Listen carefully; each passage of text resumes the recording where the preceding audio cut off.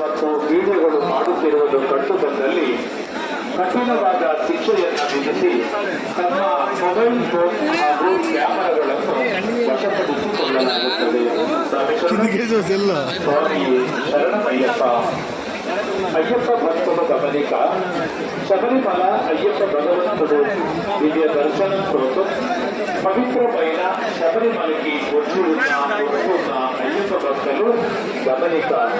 Kerala రాష్ట్రాంగన high court వాళ్ళు తన ఆదేశ ప్రకారం సత్యమైన 18 మెట్లు ప్రాంతములు, సన్నిధాన ప్రాంతములు, మాళిగపురం తమ గుడి ప్రాంతములు అయ్యప్ప భక్తులు కెమెరా మరియు మొబైల్ ఫోన్ నుంచి సెల్ఫీ ఫోటో మరియు వీడియో తీసేదాన్ని నిషేధించి ఉన్నారు.